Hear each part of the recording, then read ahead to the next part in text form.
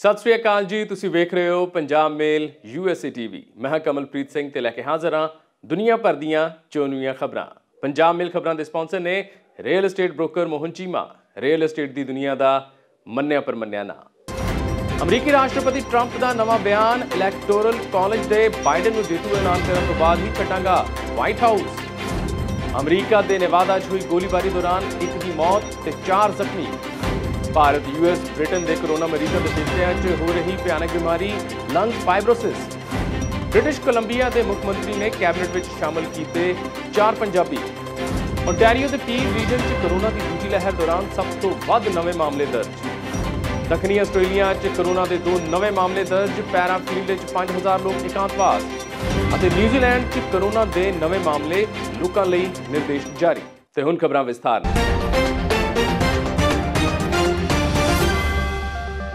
अमरीका के राष्ट्रपति Donald Trump ने कहा है कि वह इलैक्टोरल कॉलेज के 3 नवंबर को हुई राष्ट्रपति चोणों में जो बाइडन को जेतू ऐलान करन ते ही व्हाइट हाउस छड्डणगे। इस दे नाल ही उन्होंने एक बार फिर चोणों में धोखाधड़ी के अपने बेबुनियाद दावे दोहराए।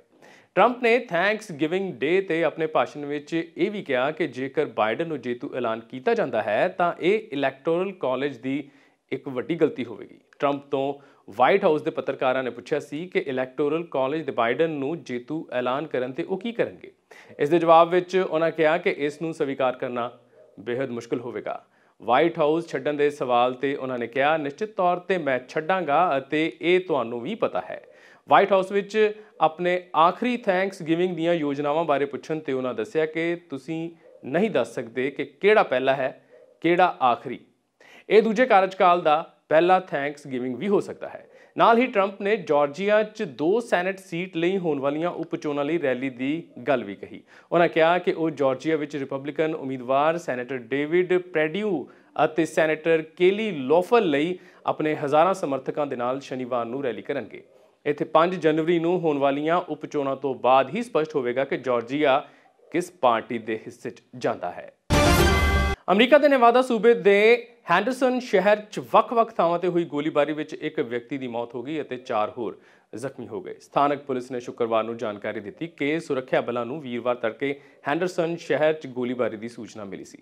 जब पुलिस घटना स्थान पर जा रही सी तो उसनूं शहर के होर पासों तो गोलीबारी के शिकार लोगों के संदेश प्राप्त हुए। पुलिस मुताबिक अधिकारियों को ईस्ट लेक मिड पार्कवे के 800 ब्लॉक घटना स्थान पर एक 22 साला नौजवान को मृतक पाया जिसनों गोली मारी गई सी। इस तो इलावा एक महिला समेत 4 लोगों को जख्मी हालात में पाया गया जो गोली लगन कारण जख्मी हो गए सन। पीड़िता को इलाज लई नेड़ले हस्पताल दे विच दाखिल करवाया गया जिथे हुण उन्हां दी हालत स्थिर दसी जा रही है। पुलिस ने इस मामले 'ਚ 2 शक्कियां को हिरासत में ले जाने की गल भी कही है। कोरोना वायरस की वजह नाल भारत, अमरीका और यूरोप के कई मरीजों में फेफड़िਆਂ की एक वड्डी समस्या सामने आ रही है। जेकर यह समस्या गंभीर होंदी है तो मरीज की जान भी जा सकती है। कोविड मरीजों को इन्हां फेफड़िਆਂ के इस इन्फैक्शन की वजह के नाल थकान रहिंदी है और साह लैण दे विच काफ़ी मुश्किल होंदी है। यह समस्या भारत, अमरीका और यूरोप के कई मरीजों के विच सामने आई है। कोरोना वायरस की वजह नाल हो रही इस बीमारी का नाम है लंग्स फाइब्रोसिस। इसनूं पलमोनरी फाइब्रोसिस भी कहते हैं। इस बारे एक लेख लंग इंडिया नाम के मैडिकल जर्नल के प्रकाशित होया है। इसनूं doctor Jarir F उदवादिया, doctor Parvez ए कौल और डॉक्टर लूका रिडेल्डी ने लिखा है। तिन्हां डॉक्टरों ने इसनूं पोस्ट कोविड-19 इंटरस्टिशियम्स लंग डिजीज़ भी कहा है। खबर अनुसार पूरी दुनिया के 6 करोड़ तो ज़्यादा लोगों को कोरोना इन्फैक्शन हो चुका है। इन्हां चों ज़्यादातर हल्के या मध्य दर्जे के इन्फैक्शन तो जूझ रहे हैं। सिर्फ 10% ਨੂੰ गंभीर कोविड-19 निमोनिया होया है। सिर्फ 5% लोग अजिहे हैं जो एक्यूट रेस्पिरेटरी डिस्ट्रैस सिंड्रोम नाम की बीमारी तो परेशान हैं।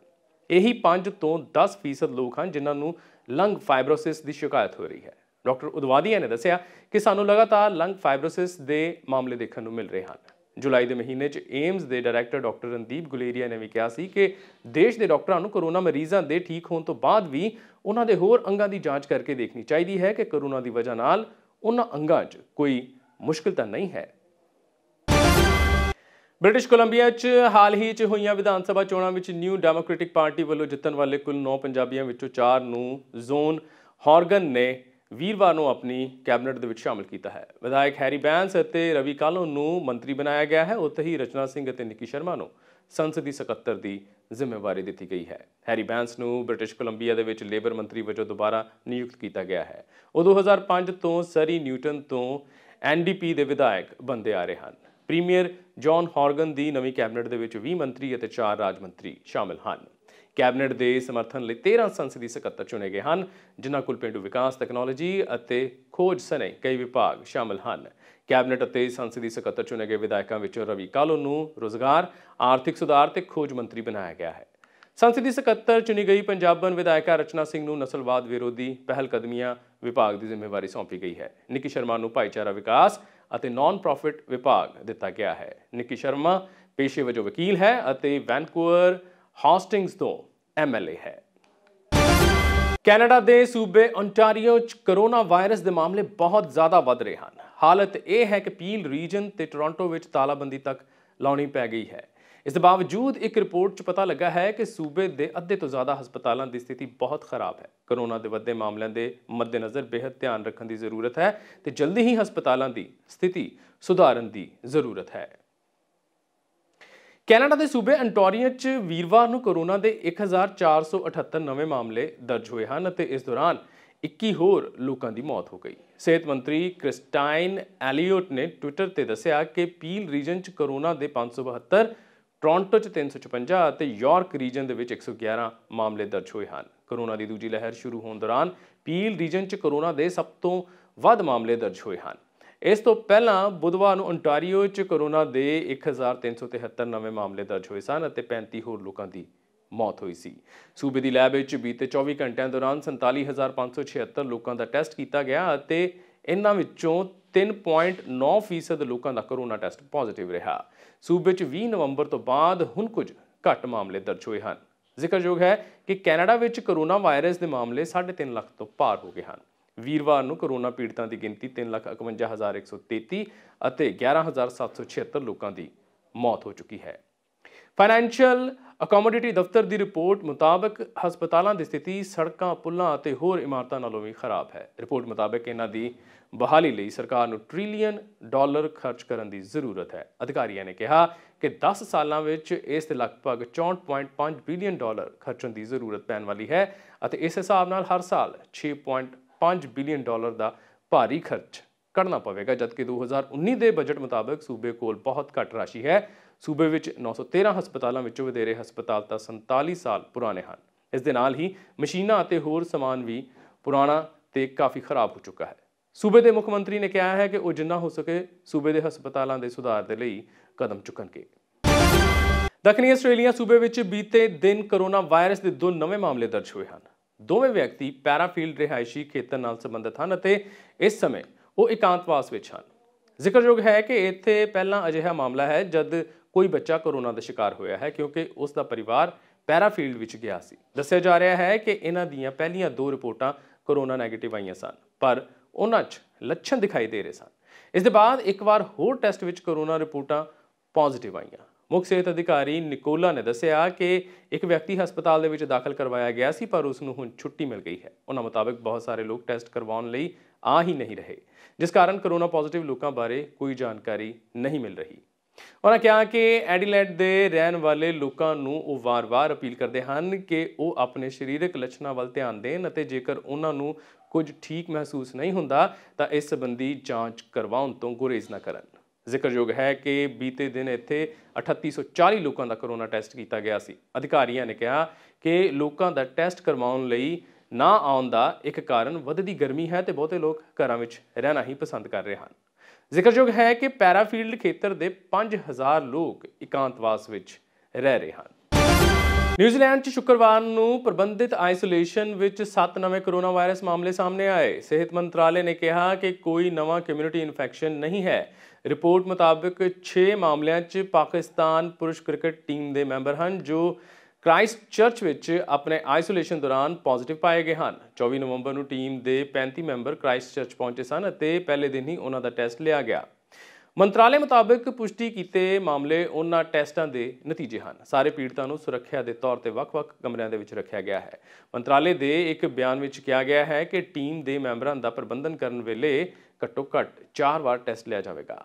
ਇਹਨਾਂ ਸਕਾਰਾਤਮਕ ਟੈਸਟਾਂ ਦੇ ਨਤੀਜੇ ਵਜੋਂ ਟੀਮ ਦੇ ਮੈਂਬਰ ਅਭਿਆਸ ਨਹੀਂ ਕਰ ਸਕਣਗੇ। ਬਿਆਨ ਵਿੱਚ ਇਹ ਵੀ ਕਿਹਾ ਗਿਆ ਹੈ ਕਿ 7ਵਾਂ ਮਾਮਲਾ 23 ਨਵੰਬਰ ਨੂੰ ਆਇਆ ਸੀ ਅਤੇ ਰੂਟੀਨ ਦੇ 3 ਟੈਸਟ ਦੌਰਾਨ ਸਕਾਰਾਤਮਕ ਟੈਸਟ ਕੀਤਾ ਗਿਆ ਸੀ। ਇੱਕ ਰਿਪੋਰਟ ਮੁਤਾਬਕ ਨਿਊਜ਼ੀਲੈਂਡ 'ਚ ਹੁਣ 66 ਐਕਟਿਵ ਮਾਮਲੇ ਹਨ ਅਤੇ ਦੇਸ਼ ਵਿੱਚ ਪੁਸ਼ਟੀ ਕੀਤੇ ਮਾਮਲਿਆਂ ਦੀ ਗਿਣਤੀ 1691 ਹੋ ਗਈ ਹੈ।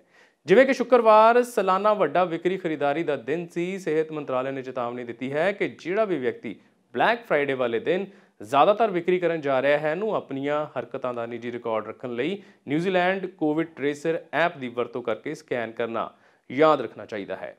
ਗਾਹਕਾਂ ਨੂੰ ਉਹਨਾਂ ਥਾਵਾਂ ਤੇ ਵੀ ਮਾਸਕ ਪਾਉਣਾ ਚਾਹੀਦਾ ਹੈ ਜਿੱਥੇ ਉਹ ਸਰੀਰਕ ਤੌਰ ਤੇ ਆਪਣੇ ਆਪ ਨੂੰ ਦੂਜਿਆਂ ਤੋਂ ਦੂਰ ਨਹੀਂ ਕਰ ਸਕਦੇ ਅਤੇ ਆਪਣੇ ਹੱਥਾਂ ਨੂੰ ਨਿਯਮਤ ਤੌਰ ਤੇ ਵਾਰ-ਵਾਰ ਧੋਣਾ ਚਾਹੀਦਾ ਹੈ। ਕਮਿਊਨਿਟੀ ਨੂੰ ਸੁਰੱਖਿਅਤ ਰੱਖਦੇ ਹੋਏ ਲੋਕਾਂ ਨੂੰ ਆਨਲਾਈਨ ਖਰੀਦਾਰੀ ਕਰਨ ਦਾ ਸੁਝਾਅ ਵੀ ਦਿੱਤਾ ਗਿਆ ਹੈ। ਬ੍ਰਿਟਨ ਦੇ ਪ੍ਰਧਾਨ ਮੰਤਰੀ ਬੋਰਿਸ ਜੌਨਸਨ ਨੇ ਕੋਰੋਨਾ ਵੈਕਸੀਨ ਦੀ ਰੋਕਥਾਮ ਦੇ ਸਖਤ ਉਪਾਅ ਦਾ ਬਚਾਅ ਕਰਦੇ ਹੋਏ ਚੇਤਾਵਨੀ ਦਿੱਤੀ ਕਿ ਜੇਕਰ ਪਾਬੰਦੀਆਂ 'ਚ ਢਿੱਲ ਦਿੱਤੀ ਗਈ ਤਾਂ ਮਹਾਮਾਰੀ ਫਿਰ ਤੋਂ ਬੇਕਾਬੂ ਹੋ ਜਾਵੇਗੀ। ਨਵੇਂ ਸਾਲ ਤੇ ਰਾਸ਼ਟਰੀ ਪੱਧਰ ਤੇ ਲਾਕਡਾਊਨ ਲਾਉਣਾ ਪੈ ਸਕਦਾ ਹੈ। ਬ੍ਰਿਟਨ 'ਚ 17,555 ਨਵੇਂ ਇਨਫੈਕਟਡ ਮਰੀਜ਼ ਪਾਏ ਗਏ ਹਨ। ਇਸ ਨਾਲ ਕੋਰੋਨਾ ਪੀੜਤਾਂ ਦੀ ਕੁੱਲ ਗਿਣਤੀ 15,74,000 ਤੋਂ ਜ਼ਿਆਦਾ ਹੋ ਗਈ ਹੈ, ਜਿਨ੍ਹਾਂ 'ਚੋਂ 57,301 ਮਰੀਜ਼ਾਂ ਦੀ ਮੌਤ ਹੋ ਚੁੱਕੀ ਹੈ। ਇਸ ਦੇ ਨਾਲ ਹੀ ਦੂਜੇ ਦੌਰ ਦੀ ਮਹਾਮਾਰੀ ਦੀ ਲਪੇਟ ਵਿੱਚ ਆਏ ਬ੍ਰਿਟਨ 'ਚ ਤੇਜ਼ੀ ਨਾਲ ਮਾਮਲੇ ਵੱਧ ਰਹੇ ਹਨ। ਇਸ ਤੇ ਕਾਬੂ ਪਾਉਣ ਲਈ ਇੰਗਲੈਂਡ ਦੇ ਵਿੱਚ ਸਖਤ ਪਾਬੰਦੀਆਂ ਲਗਾਈਆਂ ਗਈਆਂ ਹਨ। ਇਹਨਾਂ ਕਦਮਾਂ ਦਾ ਜੌਨਸਨ ਦੀ ਪਾਰਟੀ 'ਚ ਹੀ ਵਿਰੋਧ ਸ਼ੁਰੂ ਹੋ ਗਿਆ ਹੈ। ਪ੍ਰਧਾਨ ਮੰਤਰੀ ਖੁਦ ਵੀ ਕਿਸੇ ਇਨਫੈਕਟਡ ਸੰਸਦ ਮੈਂਬਰ ਦੇ ਸੰਪਰਕ ਵਿੱਚ ਆ ਗਏ ਸਨ। ਇਸ ਦੇ ਚੱਲਦੇ ਉਹਨਾਂ ਨੂੰ ਆਈਸੋਲੇਸ਼ਨ 'ਚ ਜਾਣਾ ਪਿਆ ਸੀ। ਆਈਸੋਲੇਸ਼ਨ ਤੋਂ ਨਿਕਲਣ ਤੋਂ ਬਾਅਦ ਉਹਨਾਂ ਨੇ ਸ਼ੁੱਕਰਵਾਰ ਨੂੰ ਕਿਹਾ ਕਿ ਜੇਕਰ ਅਸੀਂ ਢਿੱਲ ਦਿੰਦੇ ਹਾਂ ਤਾਂ ਵਾਇਰਸ ਦਾ ਖਤਰਾ ਵੱਧ ਜਾਵੇਗਾ। ਇਸ ਦੇ ਚੱਲਦੇ ਸਾਨੂੰ ਨਵੇਂ ਸਾਲ ਤੇ ਲਾਕਡਾਊਨ ਵੱਲ ਪਰਤਣਾ ਪਵੇਗਾ। ਕੰਪਨੀ ਅਤੇ ਕਰਮਚਾਰੀਆਂ ਲਈ ਬ੍ਰਿਟਨ ਦੇ ਦ ਹਟ ਗਰੁੱਪ ਦੇ ਮਾਲਕ ਨੇ ਆਪਣੇ ਕੰਪਨੀ ਦੇ ਪ੍ਰੋਫਿਟ ਸ਼ੇਅਰਸ ਕਰਮਚਾਰੀਆਂ ਵਿੱਚ ਵੰਡ ਦਿੱਤੇ। ਇਸ ਨਾਲ ਕੰਪਨੀ ਵਿੱਚ ਕੰਮ ਕਰਨ ਵਾਲੇ 200 ਕਰਮਚਾਰੀ ਕਰੋੜਪਤੀ ਬਣ ਗਏ। ਈ-ਕਮਰਸ ਕੰਪਨੀ ਦੇ ਮਾਲਕ ਮੈਥਿਊ ਮੋਲਡਿੰਗ ਨੇ ਕੰਪਨੀ ਦੇ ਸ਼ੇਅਰ ਤੇਜ਼ੀ ਨਾਲ ਉੱਪਰ ਚੜ੍ਹਨ ਤੇ ਕੰਪਨੀ ਨੂੰ ਪ੍ਰੋਫਿਟ ਹੁੰਦੇ ਦੇਖ ਇਹ ਫੈਸਲਾ ਲਿਆ। ਮੈਥਿਊ ਨੇ ਆਪਣੀ ਕੰਪਨੀ ਦੇ ਪ੍ਰੋਫਿਟ ਵਿੱਚੋਂ 830 ਮਿਲੀਅਨ ਪਾਉਂਡ ਭਾਵ ਕਰੀਬ 8,183 ਕਰੋੜ ਰੁਪਏ ਦੇ ਸ਼ੇਅਰ ਕਰਮਚਾਰੀਆਂ ਦੇ ਵਿੱਚ ਵੰਡ ਦਿੱਤੇ। ਉਹਨਾਂ ਨੇ ਇੱਕ ਬਾਈਬੈਕ ਸਕੀਮ ਚਲਾਈ। ਇਹ ਸਾਰੇ ਕਰਮਚਾਰੀਆਂ ਲਈ ਸੀ। ਕਰਮਚਾਰੀਆਂ ਦੀ ਚੋਣ ਉਹਨਾਂ ਦੇ ਮੈਨੇਜਰਾਂ ਨੇ ਕੀਤੀ ਅਤੇ ਲਿਸਟ ਮਾਲਕ ਤੱਕ ਪਹੁੰਚਾਈ। ਇਸ ਸਕੀਮ ਦਾ ਫਾਇਦਾ ਕੰਪਨੀ ਦੇ ਡਰਾਈਵਰਾਂ ਤੋਂ ਲੈ ਕੇ ਮੈਥਿਊ ਦੀ ਪਰਸਨਲ ਅਸਿਸਟੈਂਟ ਤੱਕ ਨੂੰ ਹੋਇਆ। ਮੈਥਿਊ ਦੀ ਪਰਸਨਲ ਅਸਿਸਟੈਂਟ ਆਖਦੀ ਹੈ ਕਿ ਉਸ ਨੂੰ ਇੰਨੇ ਪੈਸੇ ਮਿਲੇ ਹਨ ਕਿ ਉਹ 36 ਸਾਲ ਦੀ ਉਮਰ ਵਿੱਚ ਰਿਟਾਇਰਮੈਂਟ ਲੈ ਸਕਦੀ ਹੈ। ਮੈਥਿਊ ਨੇ ਕਿਹਾ ਕਿ ਮੈਂ ਸਾਰਿਆਂ ਨੂੰ ਆਪਣਾ ਅਤੇ ਕੰਪਨੀ ਦਾ ਫਾਇਦਾ ਵੰਡਣਾ ਚਾਹਿਆ, ਇਸ ਲਈ ਇਹ ਸਕੀਮ ਪੇਸ਼ ਕੀਤੀ। ਸਾਰਿਆਂ ਨੂੰ ਕਾਫੀ ਪੈਸੇ ਮਿਲੇ ਹਨ। ਇਸ ਸਮੇਂ ਵਪਾਰ ਦੇ ਵਿਰੋਧ ਵਿੱਚ ਕਾਫੀ ਲੋਕ ਕੁਝ ਨਾ ਕੁਝ ਬੋਲ ਰਹੇ ਸਨ, ਪਰ ਮੈਨੂੰ ਭਰੋਸਾ ਸੀ ਕਿ ਸ਼ੇਅਰ ਉੱਪਰ ਜਾਵੇਗਾ। ਦ ਹਟ ਗਰੁੱਪ ਇੱਕ ਈ-ਕਮਰਸ ਬਿਜ਼ਨਸ ਹੈ। ਮੈਥਿਊ ਮੋਲਡਿੰਗ ਜਿਮਿੰਗ ਦੇ ਸ਼ੌਕੀਨ ਹਨ। ਉਹਨਾਂ ਨੂੰ ਕਈ ਬਿਜ਼ਨਸ ਅਵਾਰਡ ਵੀ ਮਿਲ ਚੁੱਕੇ ਹਨ। ਮੈਥਿਊ ਆਪਣੀਆਂ ਸ਼ਾਨਦਾਰ ਪਾਰਟੀਆਂ ਦੇ ਲਈ ਵੀ ਜਾਣੇ ਜਾਂਦੇ ਹਨ ਅਤੇ ਮੈਥਿਊ ਮੋਲਡਿੰਗ ਨੇ 2004 ਵਿੱਚ ਜੌਨ ਗੈਲਮੋਰ ਦੇ ਨਾਲ ਦ ਹਟ ਗਰੁੱਪ ਦੀ ਸਥਾਪਨਾ ਕੀਤੀ ਸੀ। ਉਹ ਪਿਛਲੇ 16 ਸਾਲਾਂ ਤੋਂ ਕਾਫੀ ਪੈਸਾ ਕਮਾ ਰਹੇ ਹਨ। ਉਹਨਾਂ ਨੇ ਆਪਣੇ ਸ਼ੇਅਰ ਹੋਲਡਰਸ ਨੂੰ $1.1 ਬਿਲੀਅਨ ਭਾਵ 8,111 ਕਰੋੜ ਰੁਪਏ ਦਾ ਬੋਨਸ ਦਿੱਤਾ ਹੈ। ਤੇ ਇਹ ਸਨ ਹੁਣ ਤੱਕ ਦੀਆਂ ਦੁਨੀਆ ਭਰ ਦੀਆਂ ਚੋਣਵੀਆਂ ਖਬਰਾਂ। ਵਧੇਰੇ ਖਬਰਾਂ ਦੀ ਜਾਣਕਾਰੀ ਦੇ ਲਈ ਤੁਸੀਂ ਬਣੇ ਰਹੋ ਪੰਜਾਬ ਮੇਲ USA TV ਦੇ ਨਾਲ। ਧੰਨਵਾਦ।